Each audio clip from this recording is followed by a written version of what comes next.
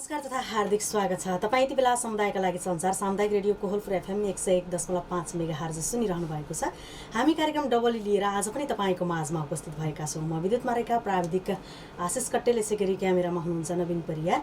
कार्यक्रम डबली तपाईँ जुनसुकै समय जुनसुकै बार तथा जुनसुकै प्रस्तुताको साथमा सुन्दै आइरहनु भएको छ। आज पनि म आएकी छु।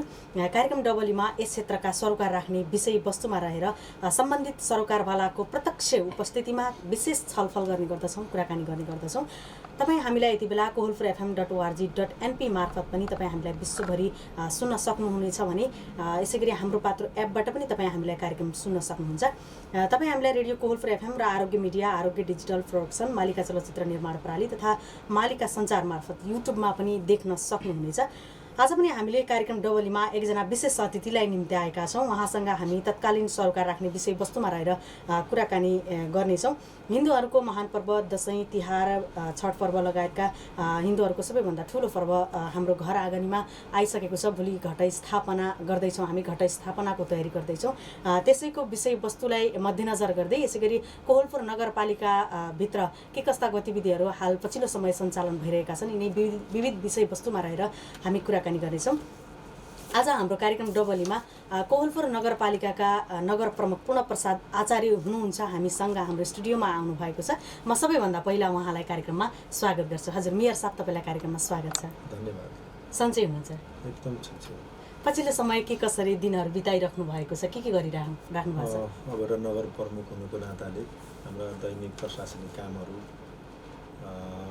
जनताहरूका जनजीविकासँग जोडिएका कामहरू लगायत अब कार्यालयका कामहरू सँगसँगै अब गाउँघरका भेटघाट कार्यक्रमहरू, योजनाहरू अनुगमन, अहिले यो वर्ष यो आर्थिक वर्ष तय गरिएका योजनाहरूको चाहिँ छनौट आदि कामहरूमा व्यस्त छौँ। जस्तै विभिन्न कोहलपुर नगरपालिकाका 15वटै वडामा पुगिराख्नु भएको छ। हामी विभिन्न सामाजिक सञ्जाल लगायतका विभिन्न माध्यमबाट हामी जानकारी पाइरहेका हुन्छौँ। यस्तो 15वटै वडामा तपाईँ भेटघाट गरिरहँदाखेरि तपाईँ एउटा कोहलपुर नगरपालिकाको अभिभावक हुनुहुन्छ। एउटा अभिभावक भएको हैसियतले नागरिकका गुनासाहरू के पाउनु भएको छ, नागरिकका दुःखहरूलाई कसरी तपाईँले सम्बोधन गरिराख्नु भएको छ? यस्तै नागरिकका गुनासाहरू प्रत्यक्ष आफैले थाहा पाउनुपर्छ, सुन्नुपर्छ भन्ने हेतुले हामी त नगर प्रमुख, जनतासँग नगर प्रमुख भनेर विगत वर्षदेखि नै त्यो कार्यक्रमलाई यो वर्ष पनि निरन्तरता दिएका छौँ। गाउँहरूमा जाने, ज्येष्ठ नागरिकहरूलाई भेट्ने, महिला दिदीबहिनीहरूसँग भेट्ने, युवा साथीहरूसँग भेट्ने, जनप्रतिनिधिहरूसँग समन्वय गर्ने लगायतका कार्यक्रमहरू गर्दै आइरहेका छौँ। विशेष गरी यसरी गाउँमा जाँदा अहिले मुख्य रूपमा कोहलपुर नगरवासी कुनै पनि वडामा जाँदा पहिलो चाहिँ नि उहाँहरूको माग पूर्वाधार विकाससँग नै जोडिएको छ।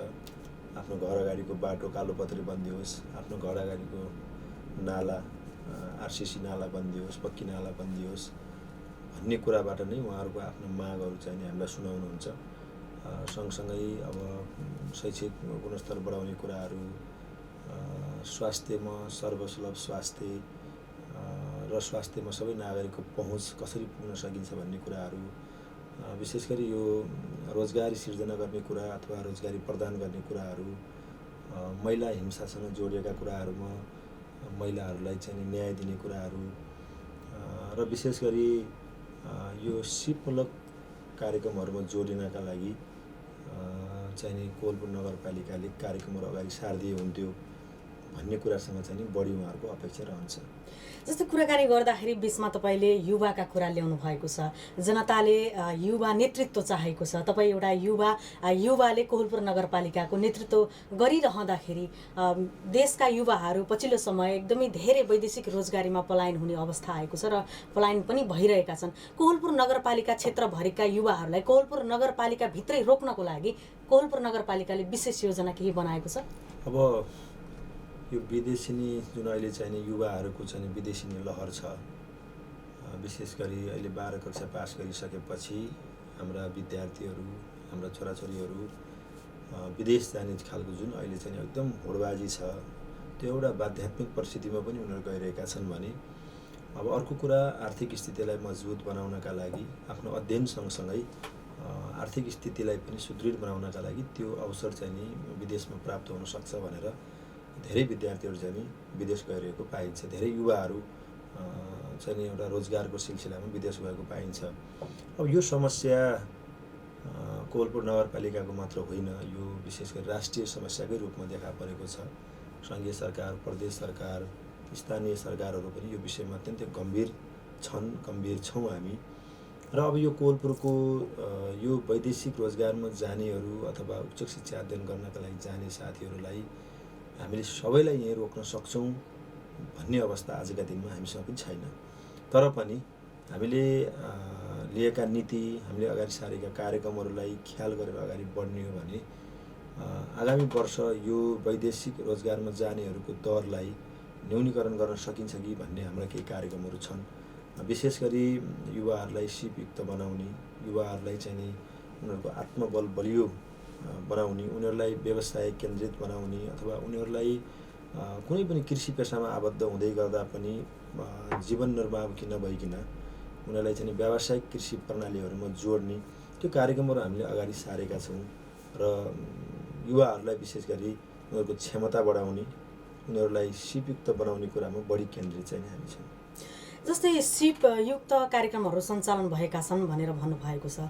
सिपयुक्त कार्यक्रम भन्नाले के कस्ता कार्यक्रमहरू कोवलपुर नगरपालिकामा सञ्चालन भएका छन् र कस्ता कस्ता युवालाई चाहिँ सिपयुक्त तालिम दिइराख्नु भएको छ? अब कोवलपुर नगरपालिका स्थापना भएपछि यहाँ हजारौँले चाहिँ नि सिप सिकेको कुराहरू चाहिँ नि तपाईँलाई अवगतै छ। तर तथ्याङ्क चाहिँ नि ठ्याक्कै कति हो, कुन तालिम लिनुभयो, कुन वडाको साथीले लिनुभयो भन्ने कुरा अहिलेसम्म हामीले सार्वजनिक गर्न सकेका थिएनौँ।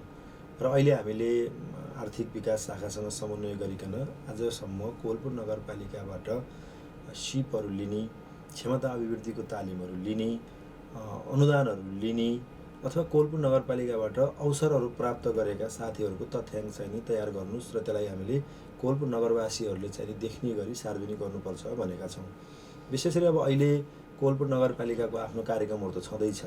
त्यसका अलावा हामीले विशेष गरी इन्स्योर परियोजना, विभिन्न सङ्घ संस्थाहरूसँगको समन्वयमा पटक पटक हामीले कार्यक्रमहरू सञ्चालन गरिरहेका छौँ। युवा लक्षित, विशेष गरी महिलाहरू लक्षित कार्यक्रमहरू चलाइरहेका छौँ।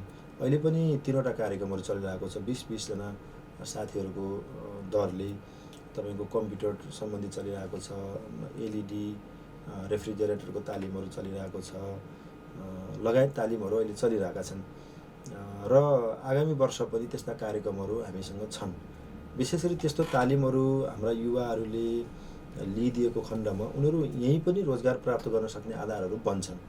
तर अहिले कस्तो देखिन्छ भने यो अलिकति एडभान्स खालको ट्रेनिङहरू लिन नै नमान्ने युवाहरूले, किनभने त्यो एक वर्ष लाग्छ, 1.5 वर्ष लाग्छ भनेपछि यो 1-1.5 वर्षमा त बरु म बाहिर गएर कमाइहाल्छु नि, यति कमाउँछु उति कमाउँछु भन्ने खालको उनीहरूको धैर्यता पनि कमजोर देखिन्छ। अब हुनसक्छ देशको परिस्थिति, आफ्नो समकक्षी साथीहरूको स्थिति सबै आकलन गरेर त्यो धैर्यता नगरेको पनि हुनसक्छ। अन्यथा हामीले युवा लक्षित कार्यक्रमहरूलाई अगाडि सारेका छौँ र यो पटक त हामीले के पनि गरेका छौँ भने सूचना सार्वजनिक गरेका छौँ र कसले के ट्रेनिङ चाहिँ तपाईँ लिन चाहनुहुन्छ, तपाईँका लागि के तालिमको आवश्यकता महसुस गरिरहनु भएको छ र त्यो तालिमको बजारमा चाहिँ खपत, त्यो तालिम लिइसकेपछि तपाईँले रोजगार प्राप्त गर्न सक्ने आधारहरू के रहन सक्छन्, बजारको माग के छ भनेर हामीले मागमा आधारित कार्यक्रमहरू चलाउने भनेर सूचना जारी गरेका छौँ। जसले धेरै चाहिँ माग गरेको एउटै विषय हुन्छ त्यसलाई पहिलो प्राथमिकतामा राख्ने, त्यसरी दोस्रो, तेस्रो, चौथो, पाँचौँ बनाइकन हामीले त्यो खालको कार्यक्रम दिनुपर्छ भनेर अगाडि बढेका छौँ। तालिमहरू हजारौँ युवाले लिनुभएको छ भनेर भन्नुभएको छ। त्यो तालिम दिएका युवाहरूलाई तपाईँहरूले अनुगमन निरीक्षण गर्नुभएको छ कि छैन? उहाँहरूले त्यो तालिममा सिकेका कुराहरू उहाँहरूले आफूले प्रयोग गर्नुभएको छ कि छैन? मैले अघि जोड्दै थिएँ, अब यो तालिम लिइसके पश्चात व्यक्तिगत रूपमा र समूहका माध्यमबाट पनि के राम्रा कामहरू भएका छन्। तर अब कतिलाई तालिम दियौँ, कतिले लिइसकेकाहरूलाई फेरि त्यस आधारभूत तालिम लिएकाहरूलाई तपाईँको चाहिँ नि एडभान्स कोर्सको आवश्यकता पऱ्यो कि परेन, अथवा उनीहरूले त्यो कोर्स हामीसँग अपेक्षा गरेका छन् कि छैनन्, तालिम लिएकाहरू पनि स्वदेशमा विदेशमा कस्तो कामहरू गरिरहेका छन् उनीहरूको जीवन स्तर माथि उठेको छ कि छैन भनेर नै बुझ्नका लागि हामीले त्यसको चाहिँ डाटाहरू चाहिँ अपडेट गर्दैछौँ र त्यसलाई हामी केही समयमा सार्वजनिक पनि गर्छौँ र उहाँहरूको लेखाजोखा पनि गर्छौँ हामी उहाँहरूसँग हामी पुग्ने कोसिस पनि गर्छौँ। स्थानीय सरकारले दिएको तालिमले तपाईँको जीवनमा केही सकारात्मक प्रभाव पार्यो कि पारेन, सकारात्मक प्रभाव पारेको छ भने तपाईँलाई थप आवश्यक तालिमको जरुरत छ कि छैन लगायतका हाम्रा केही जिज्ञासाहरू रहन्छन् र त्यसमा राम्रो गरिरहेका राम्रो गर्न चाहेका साथीहरूलाई थप अवसरको आवश्यकता छ भने त्यसलाई पनि जोडेर अगाडि बढ्छौँ। जनतासँग मेयर कार्यक्रमको कुरा गरिरहँदाखेरि तपाईँ जनताका गुनासा सुन्नको लागि जनताकै घर आँगनीमा टोलमा जानुहुन्छ। उहाँहरूको माग भनेको भौतिक पूर्वाधारको विकास। अहिलेसम्म तपाईँ आइसक्नु भएको 1.5 वर्ष भइसकेको छ। यो 1.5 वर्षको अवधिमा भौतिक निर्माणहरू भौतिक पूर्वाधारका योजनाहरू निर्माण कतिको भएका छन्, कहाँ के भए जानकारी गराइदिनु न। पूर्वाधारका काम त धेरै भएका छन् होइन, तर अब हामीले ठुला परियोजनाहरू सञ्चालन गरेका छैनौँ, सञ्चालन गर्न सकिरहेका छैनौँ। हाम्रो आर्थिक स्थितिले त्यो अवस्थासम्म पुग्न सकेका छैनौँ। विशेष गरी हामीले त गत वर्ष अघिल्लो सरकारका दायित्वहरू नै बोक्नु पर्यो। अघिल्लो सरकारले अगाडि सारेका केही योजनाहरूलाई चाहिँ सम्पन्न गराउनु पर्ने दायित्व हाम्रो माझ रह्यो र हामीले त्यो काममै धेरै चाहिने बजेटको चाहिने खर्च गर्नु पर्यो र अब यो पटक पनि अहिलेको देशको आर्थिक स्थिति कोहलपुर नगरवासीहरूको आर्थिक सामाजिक हैसियतका आधारमा हामीले धेरै ठुला संरचनाहरू बनाउनुलाई मात्रै विकास ठान्नुहुन्न भन्नेमा चाहिँ हामी पुगेका छौँ। किनभने कोहलपुरमा बनेका केही ठुला संरचनाहरू अहिले कोहलपुरका लागि चाहिँ धेरै दुर्भाग्यको विषय बनिरहेका छन्। किनभने करोडौँ खर्च गरेर बनाएका संरचनाहरूले जे चाहिँ प्रतिफल दिनु पर्थ्यो त्यो प्रतिफल दिन सकिरहेका छैनन्। त्यसको कारणले हामीले ऋण लिएर अथवा कहीँबाट पनि स्वदेशी विदेशी ऋण लिएर अनुत्पादक ठाउँमा चाहिँ ठुला संरचना बनाउनुपर्छ भन्ने पक्षमा त म मात्र होइन, अहिलेको हाम्रो सिङ्गो कार्यपालिका टिम पनि छैन। तर पनि हामीले गर्नुपर्ने काम के हो त? हामीसँग 3 तहका सरकार छन्। अब सङ्घीय सरकारको काम, सङ्घीय सरकारको हैसियतले हुन सक्ने काम स्थानीय सरकारले गर्छु भन्यो भने त त्यो त दुर्घटना नै हुन्छ त्यो, किनभने हामी त्यहीँ फस्छौँ। अब प्रदेश सरकारले गर्ने काम प्रदेश सरकारले गर्ने हो, सङ्घीय सरकारले गर्ने काम सङ्घीय सरकारले गर्ने हो। हामी त स्थानीय सरकार हो, विशेष गरी हामीले आधारभूत कुराहरूलाई बढी जोड दिनुपर्छ। किनभने हामी ठुला परियोजनाहरू ठुला कार्यक्रमहरू गर्न सक्दैनौँ। हामीले जनजीविकाका सवालमा आधारभूत कुराहरूलाई भूमि मान्छेको सम्म पुर्याउन कसरी सक्छौँ भन्ने विषयमा बढी केन्द्रित हुनुपर्छ। त्यसका लागि हामीले ख्याल गर्ने भनेको शिक्षा, स्वास्थ्य, यो आय आर्जनहरूमा नागरिकलाई कसरी जोड्न सकिन्छ, कृषि, पशु लगायतका कार्यक्रमहरूमा चाहिँ हामी जोडिने हो र त्यस किसिमका कार्यक्रमहरू हामीले तय गरेका छौँ। यो भौतिक पूर्वाधार विकासको कुरा जोडिरहँदाखेरि कोहलपुर नगरपालिका क्षेत्रभित्र थुप्रै पछाडि पारिएका समुदायहरू छन्। उहाँहरूको सामाजिक तथा आर्थिक विकासलाई कसरी जोड दिनु भएको छ? मैले अघि पनि जोडेँ। अब हामीले स्थानीय सरकार हुनुको नाताले हामीले गर्ने भनेको उहाँहरूलाई व्यवसायी बन्नका लागि अभिप्रेरित गर्ने हो। व्यवसायिक बन्नका लागि उहाँहरूलाई हामीले एउटा सिपयुक्त नागरिक तयार गर्ने हो र उहाँहरूले सिप सिकिसकेपछि उहाँहरूलाई व्यवसाय गर्ने, उहाँलाई रोजगार प्राप्त गर्नका निम्ति आफूलाई चाहिँ सक्षम बनाउनका निम्ति हामी त्यो खालको कार्यक्रमहरू दिने हो। अब अहिले बेरोजगारीको ठुलो समस्या छ। हामीसँग भएका उद्योग कल कारखानाहरू पनि बन्द हुने स्थिति छ। अहिलेको आर्थिक स्थितिले गर्दाखेरि हामी सबै प्रभावित छौँ। भएका व्यवसायहरू चौपट भएका छन्, उद्योगहरू चौपट भएका छन्, नयाँ उद्योग कल कारखानाहरू खुल्ने सम्भावना अत्यन्तै न्यून छ। भएका उद्योगहरू दिनानुदिन बन्द भइरहेको अवस्थामा यो बेरोजगारी समस्या अत्यन्तै ठुलो चुनौतीका रूपमा छ। यो चुनौतीलाई स्थानीय सरकारले एक्लै सामना गर्न सक्ने अवस्था छैन। तर पनि स्थानीय सरकारले गर्नुपर्ने काम के हो त भन्ने कुरामा हामीले डिफाइन गरेका छौँ। त्यसका आधारमा हामी अगाडि बढेका छौँ। कृषिको कुरा जोड्नु भएको छ। कोहलपुर नगरपालिकाले कृषि क्षेत्रलाई विशेष प्राथमिकतामा राखेको छ। जस्तै कृषि क्षेत्रमा पनि युवाहरूलाई जोड्नको लागि युवा लक्षित कार्यक्रमहरू के कस्ता रहेका छन्? होइन, अब कृषिमा विशेष गरी अहिले व्यक्तिभन्दा पनि हामीले समूहमा आबद्धता बनाएर कृषि सामग्रीहरू चाहिने अनुदानमा उपलब्ध गराउने, हामीले चाहिने 100% अनुदानमा त कुनै पनि कार्यक्रम गरेका छैनौँ। किनभने त्यसको लागत साझेदारी सम्बन्धित व्यक्तिको भएन भने त्यसका प्रतिको माया रहँदैन भन्ने हेतुले हामीले साझेदारीमा चाहिँ कृषि अनुदानहरू प्रदान गर्ने, प्रविधिहरू उपलब्ध गराउने र व्यावसायिक रूपमा खेती गरिरहेका अथवा व्यक्तिगत रूपमा खेतीपाती गरिरहेका नागरिकहरूलाई प्राविधिकहरू उपलब्ध गराउने यो अभियान चाहिँ हामीले तीव्रतर रूपमा अगाडि बढाएका छौँ।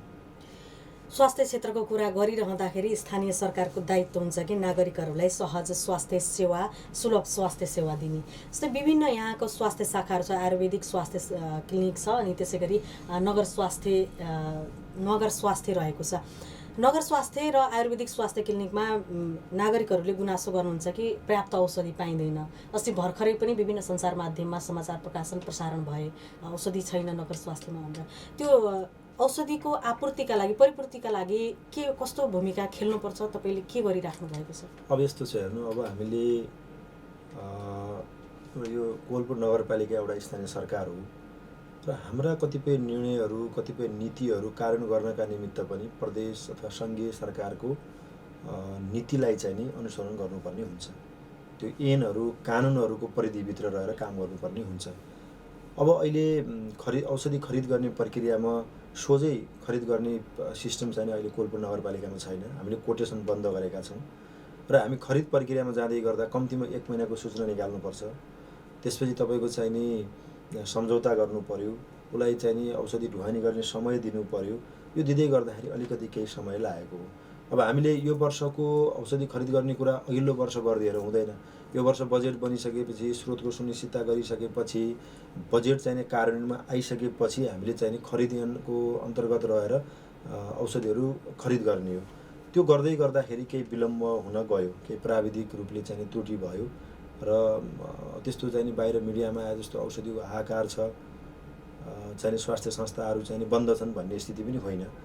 केही साथीहरूले समाचार लेखेको पनि हामीले पायौँ र त्यो बाहिर समाचार आएको जस्तो पनि होइन र केही नीतिगत कारणले गर्दाखेरि अलिकति विलम्ब भएको थियो। अहिले त्यो कुरा चाहिँ नि टेन्डर बिड भइसकेको छ, त्यो सम्झौताको प्रक्रियामा छ र अब केही दिनमा त्यो खालको औषधिहरू हामीले उपलब्ध गराउँछौँ। अब अर्को कुरा के छ भने, अब राज्यले, सङ्घीय सरकारले विशेष गरी शिक्षा, स्वास्थ्यका विषयमा अनेकन निर्णयहरू गरिदिन्छ, अनेकन घोषणाहरू गरिदिन्छ। सर्वसुलभ स्वास्थ्य, 98% प्रकारका औषधिहरू चाहिने निःशुल्क, होइन, शिक्षा चाहिने निःशुल्क भनेर चाहिँ सङ्घीय सांसदबाट चाहिँ घोषणा हुन्छ, सङ्घीय सरकारले त्यसलाई घोषणा गरिदिन्छ।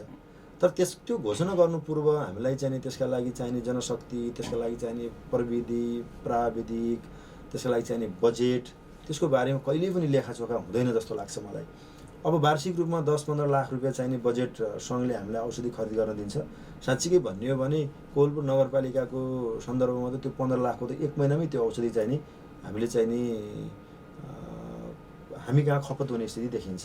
त्यसका कारणले सरकारले, सङ्घीय सरकारले, प्रदेश सरकारले जति संवेदनशील भएर स्थानीय सरकारसँग समन्वय गरिकन अगाडि बढ्नुपर्ने त्यो स्थिति नदेखिएका कारणले यसको असर र प्रभाव कहिलेकाहीँ हामी नगरवासीलाई पनि पर्न जान्छ।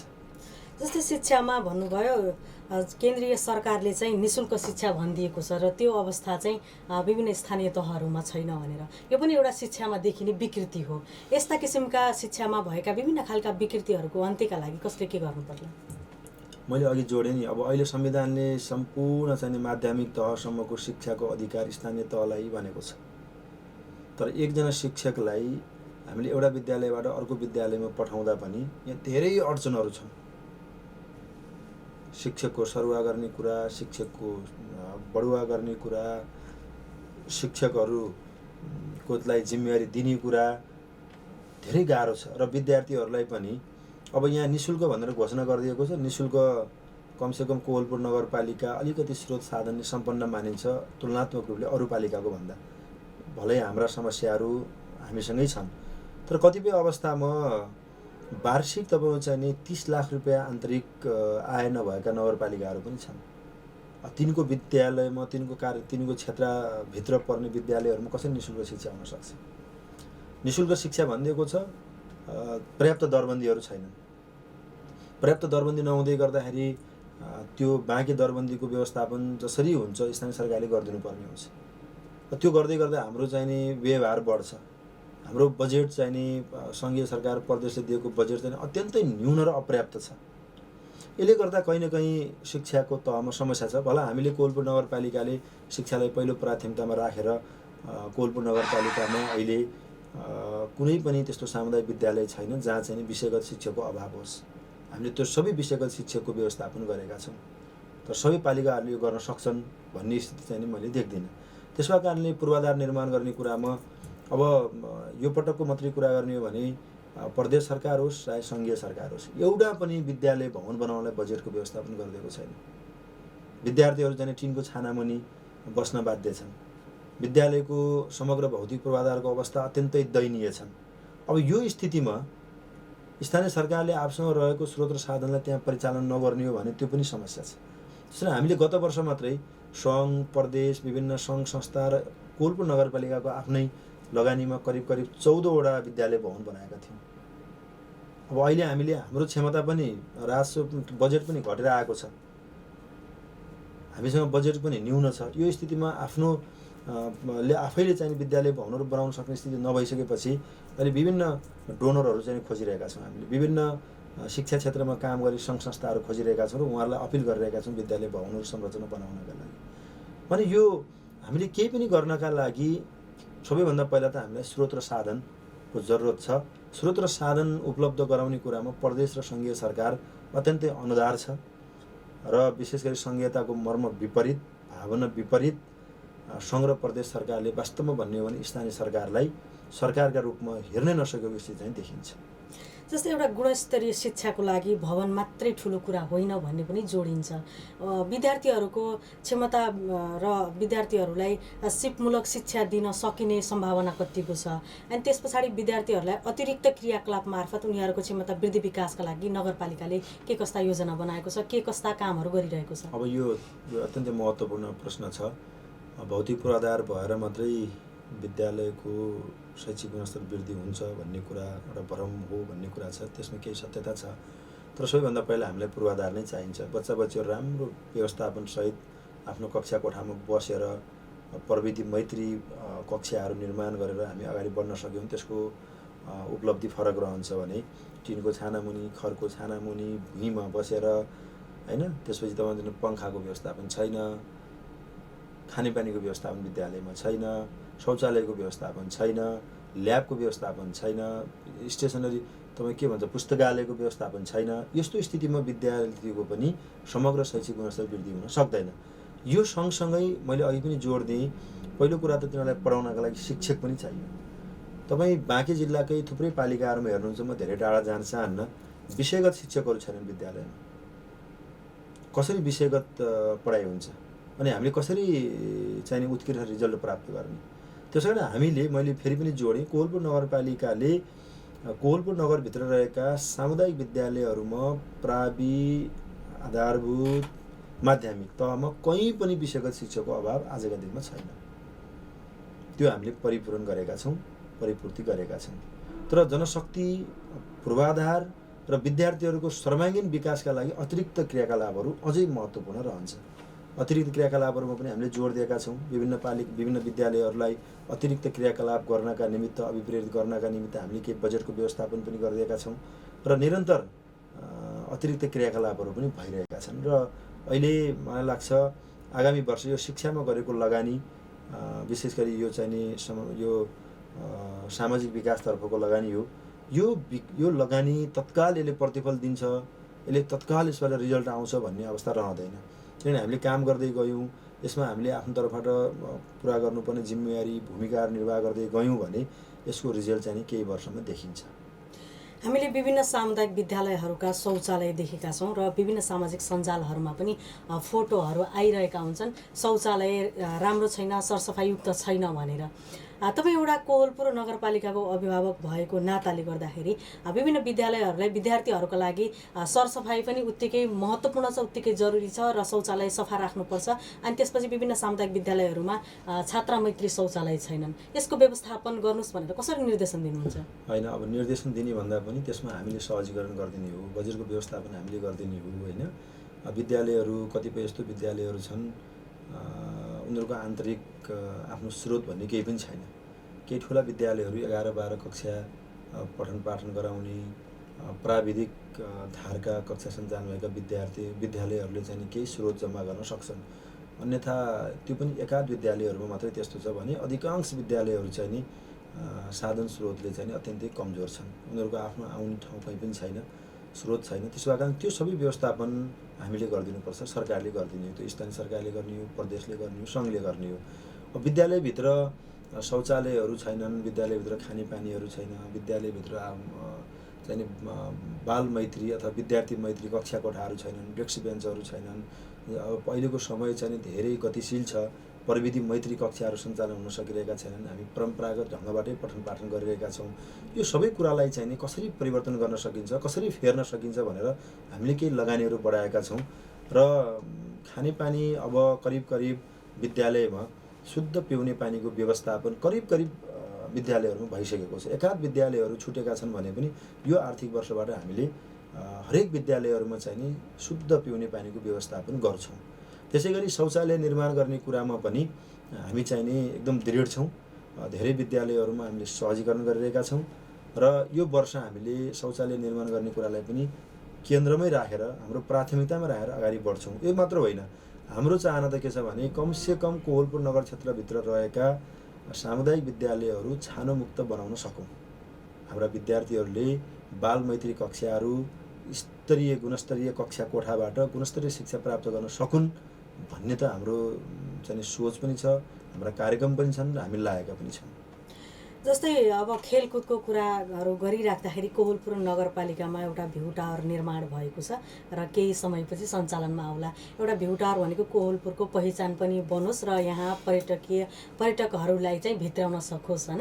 अनि जस्तै अस्ति भर्खरै मात्रै हामीले सामाजिक सञ्जालमा थुप्रै देखेका थियौँ, कोहलपुरको भ्यू टावर निर्माणमा लगानी गर्नुभन्दा खेलकुद मैदानमा लगानी गरिदिएको भए आज यहाँ अन्तर्राष्ट्रिय स्तरका खेलकुदहरू सञ्चालन हुने थिए भनेर यसलाई चाहिँ कसरी लिनुभयो तपाईँले? अब यो म जहाँ जान्छु त्यो भ्यू टावरको बारेमा जिज्ञासा उठ्छन्, मैले जवाफ दिनुपर्ने हुन्छ। एउटै कुरालाई बारम्बार भन्दा हामीले फेरि प्रतिशोध साँधे जस्तो पूर्वाग्रही भए जस्तो देखिन्छ है भन्ने डर लाग्न थालेको छ। तपाईँको चाहिँ नि भ्यू टावर मात्र होइन, आजका दिनमा कोहलपुरमा बनेको जुन अत्याधुनिक बस पार्क छ त्यो पनि कति आवश्यक थियो कि थिएन भन्ने कुराको समीक्षा पनि अब बिस्तारै हुँदैछ। किनभने हामीले नगर विकास कोषबाट 20 करोड रुपियाँ ब्याजमा ऋण लगाएर त्यो ब्याज तिर्न सक्छौँ कि सक्दैनौँ, त्यो सामा तिर्न सक्छौँ कि सक्दैनौँ, त्यो संरचनाले त्यो खालको प्रतिफल दिन सक्छ कि सक्दैन, सकिरहेको छ कि छैन भन्ने कुराको पनि अब छलफल सुरु हुन्छ जस्तो मलाई लाग्छ। किनभने हामीले केही संरचनाहरू बनायौँ, ती संरचनाहरूको आवश्यकतै थिएन भन्ने कुरामा पनि म छैन, तर ती खास समयमा खास संरचना निर्माण हुनु पर्थ्यो। ती संरचनाहरू अझै 10-15 वर्ष नबनाएको भए पनि हुन्थ्यो कि भन्ने खालको चाहिँ अनुभूति मलाई भएको छ। ती संरचनाहरू हामीले जोगाउन सक्यौँ भने भविष्यमा चाहिँ तिनको महत्त्व छ। भविष्यमा ती संरचनाहरू कोहलपुरका निम्ति आवश्यक सिद्ध हुन्छन्, तर आजका दिनमा आवश्यक थिए कि थिएनन्। आउने 15 वर्षसम्म ती संरचनाहरूले हामीलाई कस्तो लाभ दिन्छन्, हाम्रो लगानीको प्रतिफल आउँछ कि आउँदैन, हामी त्यो योजनाहरू सुरु गरेर कतै बर्बाद त भइरहेका छैनौँ। हाम्रा प्राथमिकताहरू हुनुपर्ने प्राथमिकताहरू ओझेलमा परेर नहुनुपर्ने कामहरूको प्राथमिकीकरण पहिला भइरहेको छ कि भयो कि भन्ने कुरा चाहिँ नि यो व्यापक समीक्षाको विषय बनेको छ र यो अझै बढेर जान्छ भन्ने मलाई लाग्छ। भ्यू टावरमा अब हामीले करिब 7 करोड लगानी गरेका छौँ। त्यो 7 करोड रुपियाँ लगानी गरेको भ्यू टावरलाई वार्षिक 24 लाखमा कसैले चाहिँ नि लिजमा लिएर सञ्चालन गर्नुहुन्छ भने लिन सक्नुहुन्छ भनेर सूचना आह्वान हामीले दोस्रो पटकको समयावधि सकेर अब तेस्रो पटक प्रकाशित गर्दैछौँ। कोही पनि आउनुभएको छैन भने त्यो भ्यू टावरले हामीलाई कति फाइदा गरिरहेको छ, कति नोक्सान गरिरहेको छ। अब अहिले त भ्यू टावरकै हाराहारीमा भवनहरू पनि होटेल लजहरू पनि बन्न थालिसके। त्यसका कारणले अब यो संरचना बनाउनु हुन्थेन, बनिसकेपछि पनि अब यसले हामीलाई जति दिन यो चाहिँ उभिएर बस्नेछ कोहलपुरमा त्यति दिन हाम्रा लागि चाहिँ सुखद रहने छैन। अनि जस्तै पर्यटकीय क्षेत्रका हिसाबमा कोहलपुर नगरपालिका क्षेत्रभित्र पर्यटनका सम्भावनाहरू के कस्ता छन्? त्यो पर्यटनलाई विकास गर्नको लागि के कस्ता योजनाहरू अघि सारिएको छ? अब पर्यटन कोहलपुर नगरपालिकामा आउनको लागि पहिलो कुरा त धार्मिक पर्यटन हो कि पर्यावरणीय पर्यटक हो कि हैन, अथवा कतै अन्य प्रदेशमा अन्य पालिकाहरूमा जाँदै गरेको पर्यटकले यहाँका धार्मिक सांस्कृतिक महत्त्वका चाहिँ कुनै सम्पदाहरू देखेर यहाँ भुल्न खोजेको हो कि लगायतका कुराहरूमा समीक्षा गर्न जरुरी छ। त्यसो त अब कोवलपुर नगरपालिका अथवा कोवलपुरको बस्ती विकास ढिलो भइरहेको छ। ढिलो भन्दा पनि यो द्वन्द्व सुरु भइसकेपछि यहाँको बस्ती विकास भयो। यसले पनि के गर्छ भने यो एउटा नयाँ सहर हो। एकाध व्यक्तिहरू एकाध समुदायहरू विगतका वर्षहरूदेखि बस्दै आए तापनि अहिले जुन किसिमले तीव्रतर गतिमा चाहिँ कोवलपुरको चाहिँ सघन बस्ती विकास भइरहेको छ, यसले पनि के पुष्टि गर्छ भने यो आधुनिक सहर हो। त्यसो भएको कारणले यसको चाहिँ नि वृद्धि र विकास अत्यन्तै सँगसँगै जान सक्नुपर्छ, त्यो हुन सकिरहेको छैन। र अब यहाँ धार्मिक रूपले, यहाँ सांस्कृतिक रूपले, यहाँ चाहिँ नि पर्यटनका हिसाबले आउने पर्यटकहरूको सङ्ख्या पनि कम छ। अब अहिले बाँके राष्ट्रिय निकुञ्ज भइसकेपछि विशेष गरी खड्कवारमा निर्माण भएको हात्तीसार, जसले चाहिँ नि निकुञ्जभित्रका अन्य जङ्गली जनावरहरूलाई अवलोकन गर्नका लागि हामी हात्ती सवार गर्छौँ लगायत। अब यहाँ विशेष गरी अब यो क्रिकेट मैदान जुन बन्दै गरेको क्रिकेट स्टेडियम छ, यो बेलैमा बन्दिन सक्यो भने यसलाई स्थानीय, राष्ट्रिय, अन्तर्राष्ट्रिय स्तरका प्रतियोगिताहरू सञ्चालन गरेर यहाँ चाहिँ ठुलो सङ्ख्यामा आन्तरिक पर्यटकहरू अथवा बाह्य पर्यटकहरू भित्राउन सकिन्छ कि भन्ने एउटा सम्भाव्यता बाँकी छ। र अब विशेष गरी अब कोवलपुर नगरमा त्यसरी चाहिँ नि पर्यटनका हिसाबले, अब तपाईँ हामी सबैलाई थाहा छ, पर्यटनका हिसाबले चाहिँ नि यहाँ धार्मिक हिसाबले अत्यन्तै महत्त्वपूर्ण ठाउँहरू छैनन्। त्यसलाई हामीले निर्माण गर्ने हो, त्यसलाई हामीले बनाउने हो र त्यसको महत्त्व दर्शाउन सक्यौँ भने कोवलपुरमा चाहिँ नि विशेष गरी आन्तरिक बाह्य पर्यटकहरूलाई ल्याउन सकिन्छ कि भन्ने एउटा हाम्रो सम्भावनाका कुराहरू रहे। हामीले एकैछिन अगाडि भर्खरै निर्माण भएको नयाँ बस पार्कको कुरा उठाएका थियौँ। केही समय अगाडि म त्यहाँ जाँदाखेरि चाहिँ त्यहाँको स्थानीय व्यापारीहरूले चाहिँ केही गुनासो गर्नुभएको थियो, शौचालय व्यवस्थापन भएन भनेर। एकदमै चाँडो भरिने समस्या, अनि त्यस पछाडि शौचालय सफा गर्दाखेरि त्यहीँको ढलमा मिसाउने र त्यो ढललाई नछुपिएका कारणले गर्दाखेरि शौचालयको गन्ध आएर हामीलाई यहाँ बस्न सक्ने अवस्था छैन। ग्राहकहरू पनि यहाँ शौचालयको गन्ध आएको कारणले गर्दाखेरि हाम्रो खाजा नास्ता खानको लागि ग्राहकहरू पनि नआइदिने समस्या बढेको छ भन्ने छ। यसलाई चाहिँ तपाईँहरूले अब कसरी समन्वय गर्नुहुन्छ? मैले अघि केही कुराहरू जोडेको थिएँ होइन। अब करिब 30 करोडको लागतमा अत्याधुनिक बस पार्क निर्माण भएको छ। त्यो बस पार्क निर्माण हुँदै गर्दा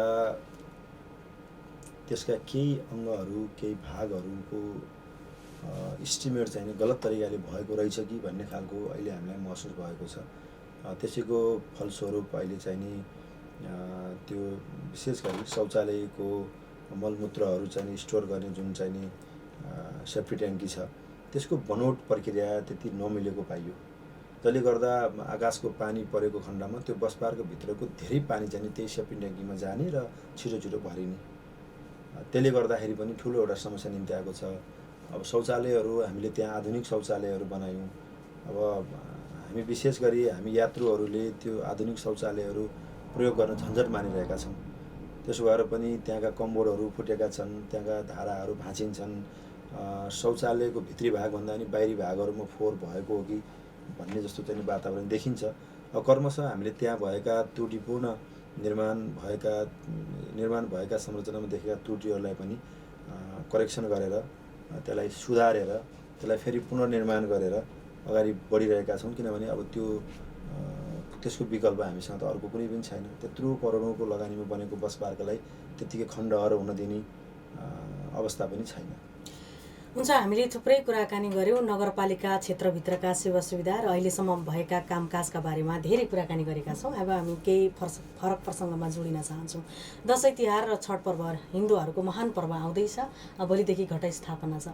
कोवलपुर नगरपालिका एउटा यस्तो नगरपालिका हो जहाँ एकदमै संयमित हुनुपर्छ। हामी सबैले अपराधिक घटनाहरू हुन सक्ने सम्भावना पनि देखिन्छन्। नगरपालिकाले चाहिँ यसलाई कसरी सहजीकरण गर्नेछ र यस्ता किसिमका अपराधिक घटनाहरू हुन नदिनका लागि के गरिरहेको छ?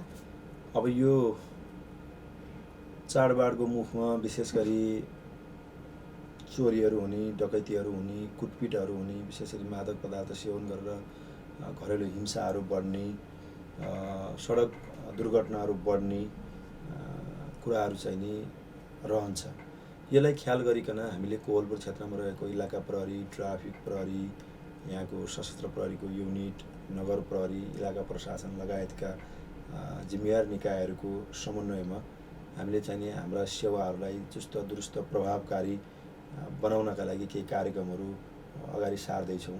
विशेष गरी यो मदिराहरूको चाहिँ नि सेवन बिक्री वितरणको कुराहरूलाई नियमन गर्ने निर्देशन, त्यसलाई चाहिँ नि गलत कुराहरूलाई चाहिँ नि सच्याउनका लागि निर्देशन गर्ने र सवारी दुर्घटनाका कुराहरूलाई पनि व्यवस्थित बनाएर अगाडि बढ्नका लागि चाहिँ नि विभिन्न निकायहरूसँग समन्वय गर्ने लगायत अब हामीले सचेतनाहरू फैलाउने र कहीँ कतै आपद विपद समस्या परिरहेको अवस्थामा हाम्रा इलाका प्रहरी होस् अथवा हाम्रो नगर प्रहरीलाई चाहिँ नि समन्वय गरिकन सम्पर्क गरिकन त्यस्ता समस्याहरूबाट पनि नागरिकले सेवा प्राप्त गर्न सक्ने, राहत लिन सक्ने गरी हाम्रा प्रहरीहरू चाहिँ एकदम क्रियाशील छन्, खटिएका छन्। र यो अवसरमा म एकदम विनम्रतापूर्वक मैले कोवलपुर नगरवासीहरूलाई अनुरोध गर्न चाहन्छु। अब यो महान चाड विजयादशमी, शुभ दीपावली, छठ पर्व अत्यन्तै हाम्रो नजिक छन्। भोलि घटस्थापनाको दिन छ। लगातार जसो हाम्रा यी पर्वहरू हामी सँगसँगै रहिरहन्छन्।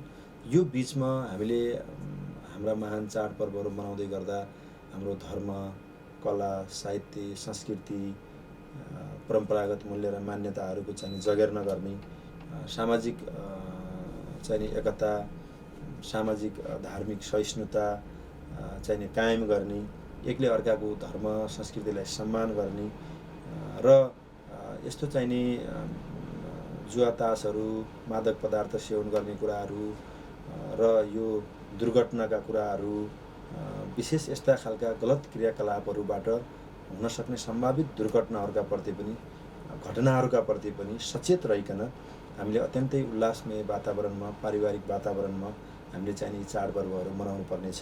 यो बेला हामी सबै कोवलपुरवासीहरू चाहिँ अत्यन्तै संयमित हुनुपर्छ। अत्यन्तै धैर्यतापूर्वक यी पर्वहरूलाई चाहिँ नि हामीले मनाउनुपर्छ र आफ्नो आर्थिक सामाजिक स्थितिलाई हेरेर पनि पर्वहरू मनाउनु पर्ने हुन्छ। किनभने देखासिखी गरिकन हामी चाहिँ नि पर्वहरू मनाउन थाल्यौँ भने यसले फेरि अर्को रूप लिन्छ। मेरो विनम्रतापूर्वक अनुरोध छ, विशेष गरी धर्म संस्कृतिलाई संरक्षण गर्ने र यस्ता पर्वहरूले सामाजिक रूपमा चाहिँ समाजलाई एकताबद्ध बनाउने, समन्वयका हिसाबले मजबुत बनाउने गरी हाम्रा पर्वहरू मनाउनुपर्छ भन्ने चाहिँ नि मेरो एउटा सन्देश छ र यसै गरी हामी चाहिँ हाम्रा पर्वहरू मनाउनेछौँ भन्ने विश्वास पनि छ। विशेष गरी चाडपर्वको अवसरमा विभिन्न सेवाग्राहीहरू ठगिने अनि त्यसपछि बढी मूल्य लैजाने जस्ता विभिन्न किसिमका समस्याहरू बजारमा देखा पर्छन्। यस्ता किसिमका विभिन्न समस्याहरूलाई तपाईँहरूले कसरी लैजानु भएको छ? बजार अनुगमनलाई कसरी हेर्नु भएको छ? बजार अनुगमनहरू भइ पनि रहेका छन्, तर अहिले पछिल्लो समय स्थानीय तहमा कार्यरत कर्मचारीहरूको आन्दोलनका कारणले गर्दा केही प्रभावित भएको छ।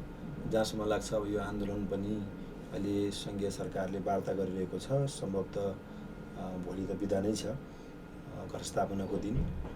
सोमबारदेखि हाम्रा कर्मचारी साथीहरू चाहिँ नि नियमित कामकाजमा फर्किनु भयो भने यो चाडबाडलाई लक्षित गरेर थप प्रभावकारी ढङ्गले चाहिँ नि अनुगमनलाई पनि हामी तीव्रता दिन्छौँ र त्यस्तो कोही चाहिँ नि चर्को मूल्यको चपेटामा परेको गुणस्तरहीन र कमसल चाहिँ नि सामग्री चाहिँ नि खरिद गर्न बाध्य भएको त्यस्ता कुनै त्रुटिहरू छन्, त्यस्तो कुनै समस्याहरू छ भने कोवलपुर नगरपालिकाको हटलाइनमा सोझै सम्पर्क पनि गर्न सकिन्छ र त्यस्तो गलत चाहिँ नि व्यवसायीहरूलाई अथवा त्यस्तो गलत चाहिँ क्रियाकलाप गरिरहेका व्यक्तिहरूलाई हामी कानुनत दण्डित गर्ने कुरा त छँदैछ। चाडबाडको बेला पाहुनाहरू आउने जाने भएको भएर थुप्रैलाई अब खाद्यान्न आपूर्ति चाहिँ अलिक बढी नै चाहिन्छ। त्यसका लागि अहिले पछिल्लो समय मूल्य वृद्धि भएको पनि आम जनताहरूको गुनासो रहेको छ। सस्तो पसल सञ्चालनका लागि के पहल गरिराख्नु भएको छ? सस्तो पसल अब हामीले कोवलपुरमा सञ्चालन गर्न सकेका छैनौँ होइन। अब त्यो सस्तो लोकप्रियताका लागि हठात त्यो निर्णय गरेर पनि त्यो हामीले तत्काल सम्भव देखेनौँ। अब सरकारले देशका विभिन्न ठाउँहरूमा सस्तो पसल सञ्चालन गर्नका लागि बाँके जिल्ला नेपालगञ्जलाई पनि छनौट गरेको छ। विशेष गरी साल ट्रेडिङ लगायतका संस्थाहरूले चाहिँ नि खाद्य वस्तुहरू बिक्री वितरण गर्नका लागि मूल्य सूचीसहित त्यो कार्यक्रमहरू सञ्चालन हुने भन्ने कुरा हामीले हेरिसकेका छौँ। जहाँसम्म त्यो कार्यक्रम सुरु होला, तर स्थानीय सरकारले अहिले चाहिँ सुपथ मूल्यको पसल सञ्चालन गर्ने भन्ने छैन। हुन्छ, अब भने हामी कार्यक्रमको अन्तिमतिर आइसकेका छौँ र अन्तिमतिर भन्दा पनि हामी कार्यक्रमको निर्धारित समयभन्दा अलि अगाडि पनि आइसकेका छौँ। अब हामी छुट्नुपर्ने बेला भएको छ। प्राविधिक साथीले इसारा गरिसक्नु भएको छ, समय सकियो, छुट्टिनुहोस् भनेर। अन्तिममा मैले सोध्न छुटाएको, हजुरले भन्न छुटाउनु भएको केही छ भने भन्न सक्नुहुन्छ। होइन, अब मैले अन्तिममा अब यो कोहलपुर रेडियो, कोहलपुर एफएमले हामीलाई चाहिँ आमन्त्रण गरेर यो महत्त्वपूर्ण समय उपलब्ध गराउनु भएको म आभार व्यक्त गर्न चाहन्छु। र अहिलेको मुख्य कुरा यही चाडबाड लक्षित हाम्रा कार्यक्रमहरू, हाम्रा गतिविधिहरू, हाम्रा क्रियाकलापहरू केन्द्रित छन्। यो मैले फेरि पनि विनम्रतापूर्वक के अनुरोध गर्न चाहन्छु भने यो पर्वहरूलाई उल्लासमय वातावरणमा मनाउने हो। पर्वहरूलाई, हाम्रा संस्कृतिलाई, हाम्रा परम्पराहरूलाई भत्काउने अथवा यसलाई कमजोर पार्ने गरी हामी अगाडि बढ्नुहुन्न। हामीले गलत क्रियाकलापहरू यो पर्वको समयमा, गलत क्रियाकलाप कुनै पनि समयमा गर्नु हुँदैन, तर यो पर्वहरू, महत्त्वपूर्ण चाडबाडहरूको बेला त त्यो कुरालाई अझै हामीले नियमन गरेर जानुपर्छ। विशेष गरी कोहलपुरलाई बनाउने कुरामा, कोहलपुरलाई शान्त, सभ्य र समृद्ध बनाउने कुरामा एउटा जनप्रतिनिधिले मात्रै यो कामलाई सम्भव तुल्याउँछन् भन्ने कुराबाट पनि हामी मुक्त हुनुपर्छ। हामी सबै नागरिकहरूको दायित्व हो, हामी स्थानीय बासिन्दाहरूको दायित्व हो। कोहलपुर बन्यो भने यसको लाभ हामी सबैलाई हुन्छ। त्यसो भएको कारणले हामीले एक्लै अर्कालाई दोषारोपण गर्नुभन्दा कोहलपुरको समृद्धि विकासका लागि एक्लै अर्कालाई चाहिँ नि देखाएर पन्छिनुभन्दा यो हामी सबैको दायित्व भन्ने भावनाका साथ कोहलपुर नगरवासीहरू जसरी आजसम्म हामी समन्वयमै अगाडि बढेका छौँ र भोलिका दिनहरूमा पनि त्यो वातावरण बन्नेछ। र कोहलपुर बनाउनका निमित्त हामी सबैको भूमिका बराबर भएको अनुभूतिका साथ अगाडि बढ्नका लागि सबै नगरवासीहरूलाई अनुरोध गर्दै पुनः एकपटक विजयादशमी, शुभ दीपावली, छठ पर्वको अवसरमा समस्त कोहलपुरवासी र देश विदेशमा रहनुभएका नेपाली जनहरूमा म हार्दिक मङ्गलमय शुभकामना व्यक्त गर्न चाहन्छु। हुन्छ, निकै व्यस्त समयमा पनि हामीलाई समय दिनुभएकोमा रेडियो कोहलपुर परिवार एकदमै हृदयदेखि नै हार्दिक आभारका साथ धन्यवाद व्यक्त गर्न चाहन्छु। हस्, धन्यवाद।